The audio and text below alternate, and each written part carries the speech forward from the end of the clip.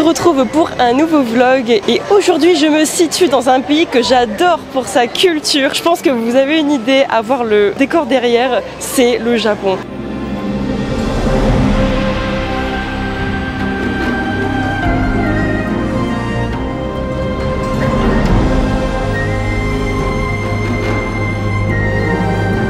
Et on commence ce superbe road trip par l'une de ces métropoles les plus agitées et les plus ferventes qui est Osaka. Je vais donc vous partager un guide complet sur que voir et que faire à Osaka sur 1 ou 2 jours. On commence de suite.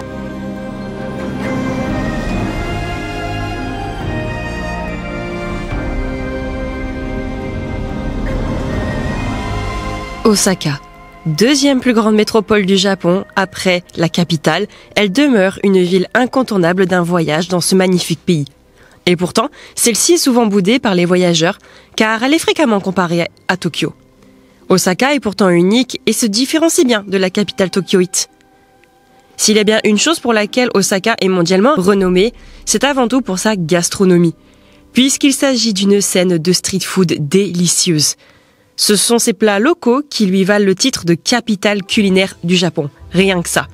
Vous allez vous régaler avec notamment les takoyaki, ces petites boulettes frites garnies de poule, personnellement j'en suis fan, ou encore l'okonomiyaki, un pancake salé garni de plein de bonnes choses.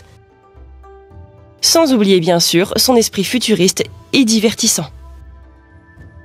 Mais si vous n'êtes pas spécialement adepte de ces facettes du Japon, je tiens à vous rassurer qu'Osaka combine harmonieusement modernité et tradition ancienne, puisque la ville possède de jolis temples historiques qui côtoient les building design. Je vous partagerai dans cette vidéo mon avis sur quels temples et sanctuaires visiter lors de votre séjour.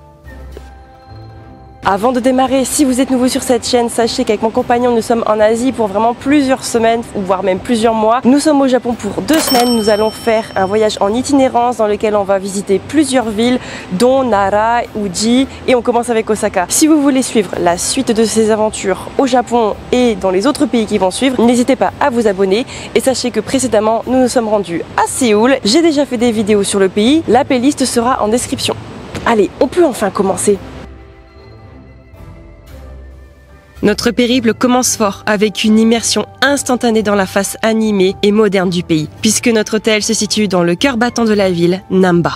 Namba est un quartier riche d'une histoire longue de 400 ans qui a vu l'émergence du théâtre local que l'on appelle Kuboki. Aujourd'hui, ces Kuboki, ils ont été remplacés par d'innombrables salles de karaoké, de pachinko, de cinéma ou encore de boutiques et de bars. C'est pourquoi on dit que c'est un haut lieu de divertissement, mais qui aujourd'hui se mêle aux découvertes gastronomiques et à la vie nocturne. Nous ne pouvons nous empêcher de partir découvrir cette ville emblématique qui, vous le verrez, dispose d'une ambiance complètement différente l'après-midi par rapport au soir. Malgré cette atmosphère un peu plus calme qu'à la tombée de la nuit, nous observons tout de même les détails qui dessinent le visage d'Osaka. Nous sommes notamment fascinés par les façades animées de la rue mythique qu'est Dotonbori. On se laisse rapidement tenter par l'activité principale de cette métropole japonaise. Impossible de résister aux appels de la street food qui embaument toute la ruelle. Surtout que nous n'avions pas mangé à midi, cela nous donne une bonne excuse. Arigato gozaimasu, arigato. Donc, j'ai voulu prendre des dango. Donc en fait, ce sont des boulettes de riz gluant avec du matcha saupoudré et de la sauce soja sucrée. J'avais tellement envie de goûter ça. C'est mon tout premier repas de street food à Osaka. C'est super bon. C'est froid, mais par cette chaleur, ça fait tellement bien. Et le matcha est super bon. Il faut aimer la sauce soja sucrée, mais putain, j'adore.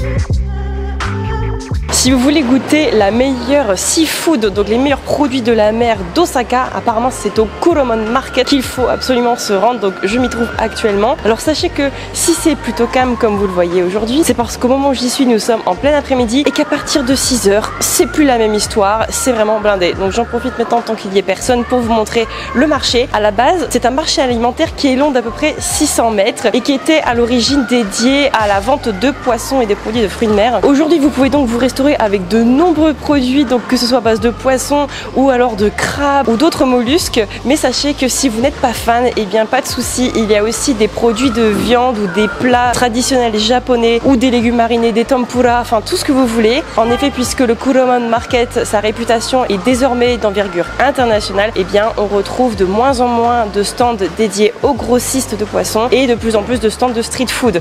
Donc voilà, il y en a un petit peu pour tous les goûts, mais n'oublions pas qu'aujourd'hui c'est surtout pour le poisson et les fruits de mer qu'on vient. La preuve en est ici. Si vous venez le soir, sachez que ce sera pas calme comme ça, vraiment pas. Mais ça c'est un fish qui est énorme, non? Ben c'est un thon. Alors Thiel, tu as quelque chose à partager concernant les frais sur un retrait de banque, n'est-ce pas? Bon, j'ai retiré 50 000 yens pour un fee de 220, qui est genre 2 €. C'est Ok, rien. donc c'est super intéressant. Et c'était quelle banque du coup? Ça s'appelle le MUFG Bank chez Lawson. Ah, c'est chez Lawson que tu es allé? Ouais. D'accord, ok. Donc les gens, vas-y ici. Ici du coup, enfin Lawson, comme vous voyez là. Et si vous ne savez pas quoi manger sur Osaka, que vous êtes un peu perdu avec le nom des plats, sachez que absolument partout, vous avez les plats qui sont représentés en photo. Donc c'est assez pratique, vous pouvez visualiser aussi bien les quantités, mais aussi la composition et le type de poisson ou de viande.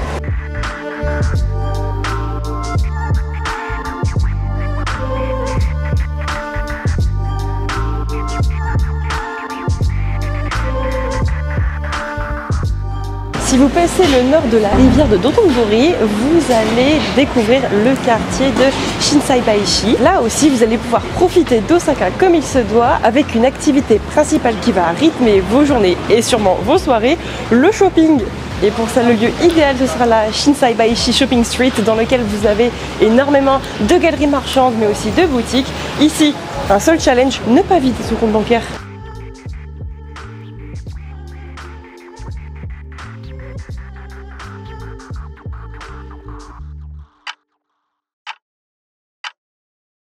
Et quand il n'y en a plus, il y en a encore. Donc vous vous doutez qu'aussi à Shinsaibashi, dans la galerie, il y a... Bon, je sais pas comment on appelle ça en français, mais en anglais ça s'appelle des vending machines. Sachez que les vending machines ici, elles sont beaucoup plus qualitatives que ce qu'on peut trouver par exemple en Europe. Et vous trouvez vraiment un truc qui vous plaît et vous vous sentez obligé de craquer en fait. C'est inexplicable en fait. Enfin, même moi j'ai envie de dépenser mes sous là-dedans. Oh non, mais en fait on va... Oh, on va faire péter un câble. Oh, Harry Potter. Non mais regardez ces petites conneries là, regarde les chats qui sont pendus par la peau du cou. Alors qu'est-ce qu'il a eu? Il a eu 2 Pumba et il a eu un R2D2. Une bonne adresse si vous aimez les cookies sur Osaka, c'est Ben's Cookies comme vous pouvez voir juste derrière dans la galerie marchande de la Shopping Street. Et oui, je vais me laisser tenter par les Kit Kat au matcha. Je sais, ça a l'air bizarre, mais moi j'aime trop le matcha et j'aime les Kit Kat. Et s'il était temps désormais de découvrir Dotonbori à sa meilleure heure de la journée? Chers voyageurs, voici ce qu'il vous attend si vous vous rendez en fin de journée dans ce cœur battant qui rythme Namba. Une immersion instantanée dans un monde futuriste ou ce qui semble être une nouvelle dimension. Dotonbori, c'est l'image qui rayonne de manière planétaire et qui représente parfaitement Osaka. Il s'agit en fait d'une rue qui longe le canal de Dotonbori et qui est remplie de restaurants ou de stands de nourriture ainsi que des bars. Mais surtout, elle dispose de centaines de néons qui s'illuminent la nuit, c'est juste magnifique. Alors forcément, c'est une fois le soleil couché que l'on vient profiter de Dotonbori et pour déguster des spécialités de street food. Et c'est ce qu'on va s'empresser de faire.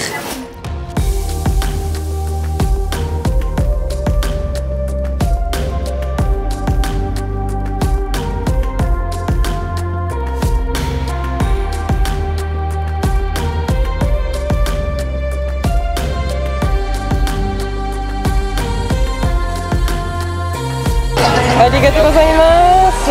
Ouh.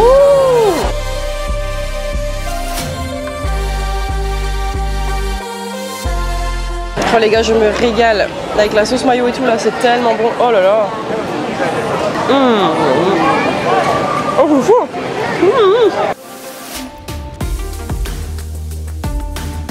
Et si vous n'êtes pas trop street food, ne vous en faites pas, il y a aussi des restaurants type izakaya ou alors d'autres types de restaurants japonais qui proposent plein de plats, comme ici, des ramen. Le service est vraiment rapide ici. Il a été servi en moins de 10 minutes après avoir passé commande. Donc on vous recommande cette adresse si jamais vous souhaitez vous poser et manger de bons ramen sur Dotonbori.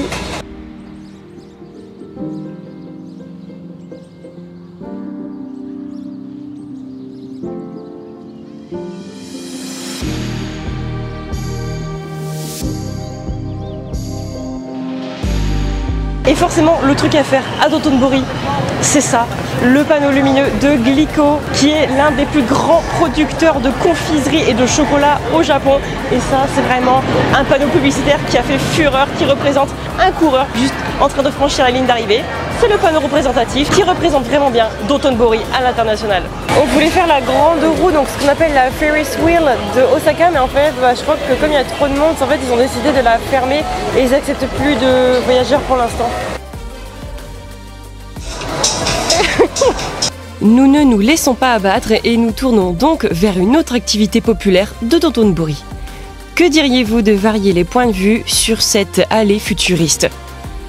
Pour cela, nous avons testé les fameux tours en bateau sur la rivière. Bon, cela consiste plutôt en un aller-retour de 20 minutes, mais cela nous permet ainsi de voir les panneaux lumineux et les devantures spectaculaires sous plusieurs angles.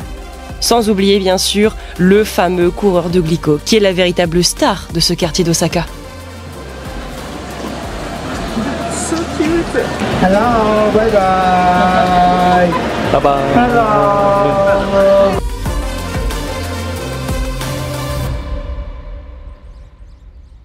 Si vous souhaitez trouver un peu de sérénité parmi cette effervescence constante, comme mentionné en introduction, je sais très bien ce qui pourrait vous convenir. Découvrons désormais le plus grand et le plus ancien des sanctuaires présents à Osaka.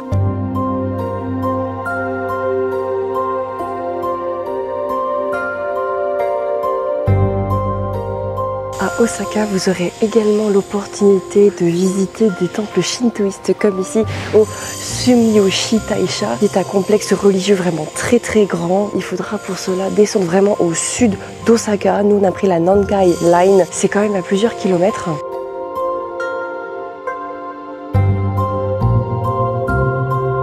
Mais en tout cas, là, il est quoi, 9h30 ? Et c'est encore très calme. L'ambiance est très spirituelle, c'est extrêmement calme. Bon, à part les petits travaux bien sûr, mais sinon c'est un vrai havre de paix, c'est magnifique.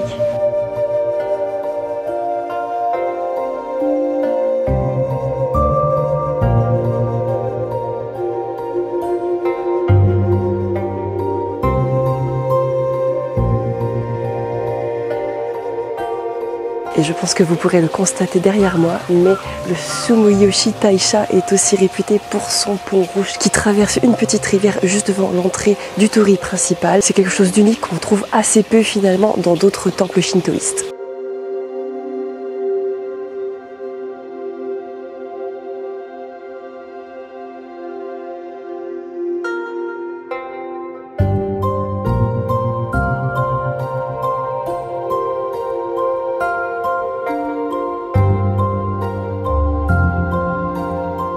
La spiritualité peut porter un visage tout à fait différent de ce à quoi nous sommes habitués. Je suis certaine que ce second sanctuaire Shinto ne vous laissera pas indifférent.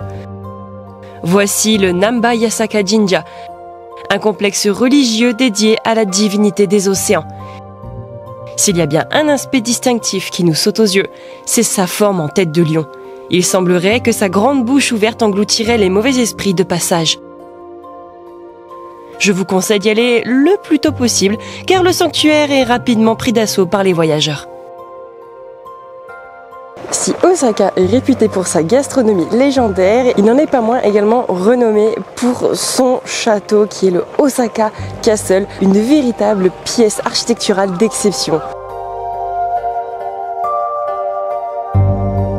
À l'origine, ce donjon fortifié a été construit en 1583, mais il a subi un incendie et par la suite, il a été reconstruit parfaitement à l'identique. Et c'est pour ça qu'aujourd'hui, nous sommes toutes et tous fascinés par cette structure puisqu'elle nous montre directement le type d'architecture qu'il y avait à l'époque. Et ça, il se trouve que ce sont les murs les plus anciens du château qui sont vraiment d'origine. Enfin, vous voyez, il y a certaines parties qui ne sont pas reconstruites. Ça, c'est reconstruit, ça ne l'est pas. Ça, ce sont vraiment des murailles d'origine.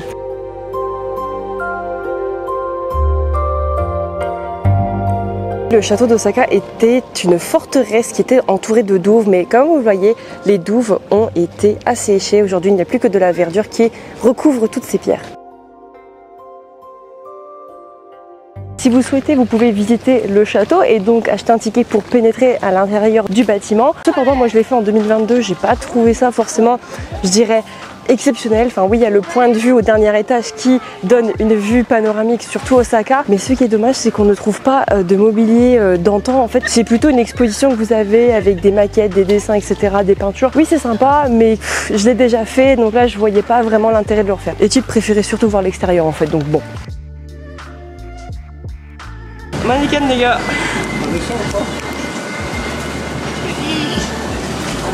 Les amis, je vous reprends juste ici en off pour vous faire mon retour sur ce que j'ai pensé réellement d'Osaka au Japon avec un petit peu de recul. À mon sens, je trouve ça vraiment dommage que les voyageurs comparent trop Tokyo à Osaka et qu'ils finissent par dire qu'ils sont déçus lorsqu'ils visitent la ville, qu'apparemment Osaka est plus petite, qu'il y a moins de choses à voir.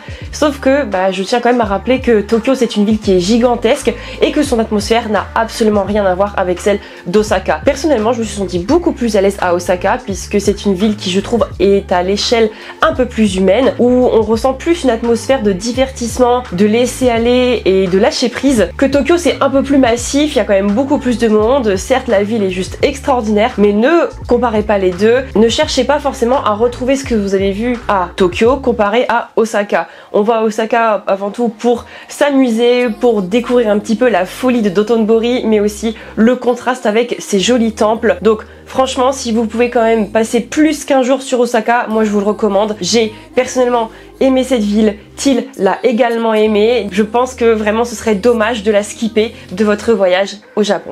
Alors oui, il y a bien plus à faire à Osaka que ce que je vous ai mentionné. Il y a notamment l'Universal Studios, mais je vous réserve cela pour le prochain épisode.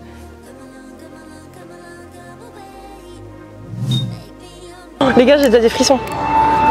Alors n'hésitez pas à vous abonner pour ne pas manquer cette vidéo assez particulière.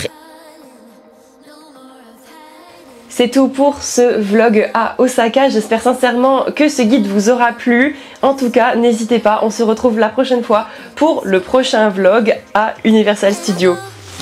Tchuss!